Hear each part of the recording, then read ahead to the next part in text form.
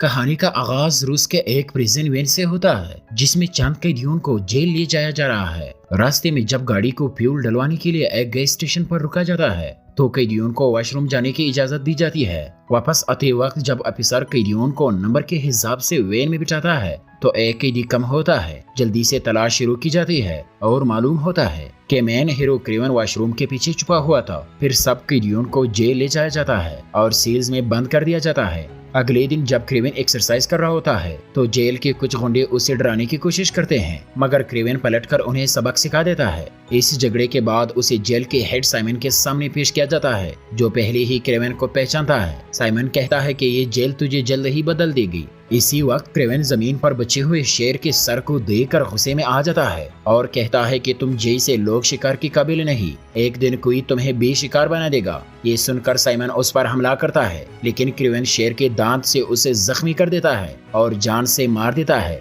फिर वो पुलिस से बचते बचाते जेल के छत पर पहुंच जाता है। गोलियां उस पर बेअसर होती है। वो बड़ी फिरती से दीवार पर लांग कर बाहर निकल जाता है, जहां उसका दोस्त हेलीकॉप्टर में उसे लेने आया होता है। यहाँ एक बड़ा राज सामने आता है कि क्रेवन दरअसल असल कैदी नहीं था, बल्कि वो किसी और की जगह आया था और साइमन को मारकर फरार हो गया। कहानी अब 12 साल पीछे चली जाती है, जहां क्रेवन और उसका छोटा भाई दमतरी स्कूल में होते हैं। उनके वालिद निकोलाई उन्हें लेने आते हैं और न्यूयॉर्क ले जाने लगते हैं। रास्ते में निकोलाई बताते हैं कि उनकी मां का इंतकाल हो गया है। वो काफी अरसे से जहनी तौर पर परेशान थी और खुदकशी कर ली। क्रेवन इसका इल्जाम वालिद पर लगाता है कि अगर वो फैमिली को वक्त देते तो ये सब न होता, लेकिन निकोलाई इसे खुदा की मर्जी कहते हैं और बताते हैं कि वो दोनों बेटियों को आज शिकार पर ले जाने वाला है। दूसरी तरफ क्लिप्सो नामी एक लड़की अपनी नानी के साथ रहती है। वो भी ट्रे कार्ड रीडर बनाना चाहती है। नानी उसे 3 कार्ड और एक कांच की बोतल देती है जिसमें जादुई नुस्खा होता है। वो जख्मों को भर देता है, हत्ता की जान भी बचा सकता है। ये नुस्खा नस्लों से चलता आया था, अब क्लिप्सो को मिल चुका है। इधर निकोलाई को शिकार के लिए शेर न मिलने पर वो एक हिरन मार देता है। ये लोग जंगल में खेमा लगाकर रात गुजारते हैं। दमतरी अपनी बाई को आवाजें निकाल कर हंसाने लगता है, क्योंकि उसे किसी की भी आवाज की नकल करने का खास सलाहियत थी। क्रेवन भी उसके इस सलाहियत पर खुश होता है। अगली सुबह शिकार के दौरान एलेक्सी नामी एक शिकारी निकोलाई से मिलता है और शराकतदारी की बात करता है, लेकिन निकोलाई साफ इनकार कर देता है। इस दौरान क्रेवन और दमतरी जंगल में काफी आगे निकल जाते हैं, जहां अचानक एक शेर आ जाता है। क्रेवन फौरन गन निकाल कर बाई को बचाने की कोशिश करता है, लेकिन शेर उस पर झपट पड़ता है। बच्चों की चीखें सुनकर निकोलाई दौड़ता है और शेर को गोली मारता है, मगर शेर क्रेवन को घसीट कर ले जाता है। करीब ही क्लिप्सो अपने वालिदैन के साथ शिकार पर आई होती है, जो जख्मी क्रेवन को देखकर फौरन नुस्खा लगा देती है। यहाँ एक और राज खुलता है कि शेर की खून की एक बोन क्रेवन के जिस्म में चली जाती है, जिससे उसे शेर जैसी ताकतें मिल जाती है। डॉक्टर्स क्रेवन की हालत देखकर मायूस हो जाते हैं, मगर वो जल्दी सेहत याब हो जाता है। निकोलाई उसे घर ले आता है, जहाँ दीवार पर उसे शेर का सर लगा होता है। निकोलाई उसे शिकारी बनने की तरकीब देता है, लेकिन क्रेवन मासूम जानवरों को मारने के खिलाफ होता है, इसलिए घर छोड़ने का फैसला करता है। रात को जब वो चुपके से जा रहा होता है तो दमतरी उसे रोक लेता है और कहता है, माँ हमें छोड़ गई, अबू मुझे कुछ नहीं समझते, अब तुम भी जा रहे हो। क्रेवन उसे समझाता है कि वो जानवरों का शिकारी नहीं बनना चाहता। अगर यहाँ रहा तो अबू उसे मजबूर कर देंगे। फिर वो रोज के लिए निकल पड़ता है, मगर रास्ते में भैंस के एक कतार उसकी तरफ दौड़ती है। क्रेवन घबरा जाता है, लेकिन एक भैंस उसके आगे आकर उसे बचा लेता है, क्योंकि उसने क्रेवन के आंखों में एक बादशाह देखा था। क्रेवन बचकर उसी पुराने घर में पहुंच जाता है, जहां वो बचपन में आया करता था। रात को जब उसे भूख लगती है तो शिकार के लिए निकलता है। यहाँ हमें क्रेवन की असल ताकत का पता चलता है। वो आम इंसानों से कहीं ज्यादा तेज और ताकतवर हो चुका था। एक दिन वो गोली की आवाज सुनता है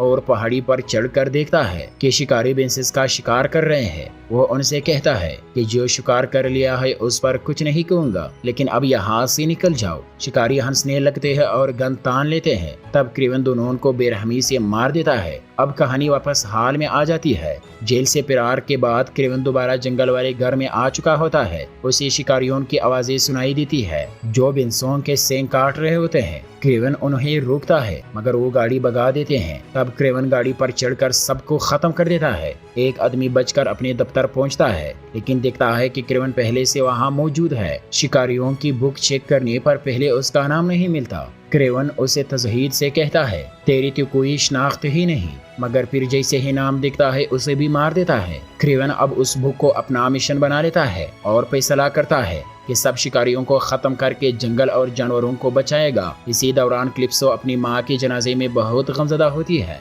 जब वो वापस जाने लगती है तो क्रेवन आकर उसे वही टेरो कार्ड्स और जादुई बोतल दिखाता है और बताता है कि ये वही है जिसकी जान क्लिप्सो ने बचाई थी। अब क्लिप्सो के पास भी शिकारियों के फहरिस्त आ चुकी थी। वो क्रेवन के साथ देने के लिए तैयार हो जाती है और दोनों हंटर को खत्म करने के लिए मंसूबे बनाने लगते हैं। दूसरी तरफ मरकजी विलेन एलेक्सी को उसका आदमी बताता है कि क्रेवन शिकारियों को मार रहा है, लेकिन एलेक्सी ज्यादा परेशान नहीं होता, बल्कि वो अपनी दुश्मन गैंग से मिलने जाता है और कहता है, तुम्हारा लीडर तो क्रेवन ने मार दिया, अब मैं तुम्हारा बिजनेस संभालूंगा। चंद लोग उसकी बात मान लेते हैं, लेकिन जो लोग एलेक्सी का हुक्म मानने से इनकार करते हैं उन्हें डराने के लिए वो अपने असल रूप में आ जाता है। दरअसल एलेक्सी के जिस्म में खास किस्म की बायोमैकेनिकल ट्यूब्स लगी होती है जिनकी मदद से वो इंसान का रूप इख्तियार किए रखता है, लेकिन जैसे ही वो ये ट्यूब्स निकालता है उसका बदन एक खतरनाक गेंडे की शक्ल इख्तियार कर लेता है। राइनो की शक्ल में उससे देखकर बाकी लोग उसे फौरन अपना बॉस मान लेते हैं।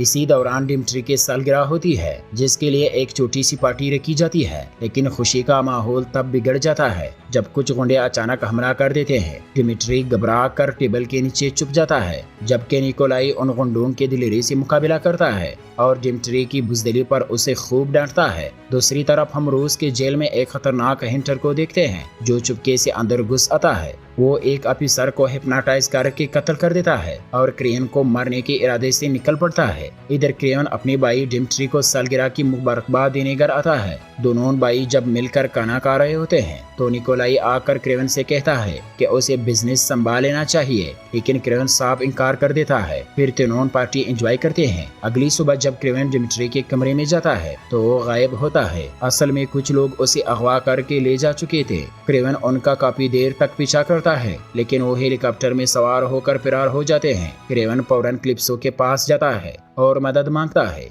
क्लिप्सो उसकी मदद करने पर राजी हो जाती है। इन अगवाकारों में एक तरक आदमी भी शामिल होता है जिसे तलाश करने के लिए क्रेवन निकल पड़ता है। वो अपने वालिद निकोलाई से जाकर $20 मिलियन मांगता है क्योंकि डिमिट्री के रिहाई की बदले यही रकम मांगी गई थी, लेकिन निकोलाई झुकने को तैयार नहीं होता। हालांकि अगवाकार डिमिट्री के उंगली काट कर भी बेच देते हैं, मगर निकोलाई तब भी अपनी जिद नहीं छोड़ता। गुस्से में आकर क्रेवन खुद ही अपने भाई को ढूंढने निकलता है। क्लिप्सो भी उसका साथ देती है। ये दोनों एक ऐसे आदमी के पास जाते हैं। क्रेवन फौरन वहां पहुंचता है और एक एक करके तमाम गुंडों को मार देते हैं। आखिर में वो तरक शख्स से डिमिट्री के बारे में पूछता है तो वो बताता है कि डिमिट्री अब एलेक्सी के कब्जे में है। इधर एलेक्सी डिमिट्री से कहता है कि वो उसके साथ शामिल हो जाए। वो कहता है, तुम्हारा भाई तो जल्द ही अपने बाप को मारने वाला है, तुम मेरे साथ रहो, मैं तुम्हें खास ताकत दे सकता हूँ। ये बात सुनकर डिमिट्री कुछ देर सोच में पड़ जाता है। क्रेवन एलेक्सी के असल लोकेशन जाने के बाद क्लिप्सो के साथ अपने घर वापस आ जाता है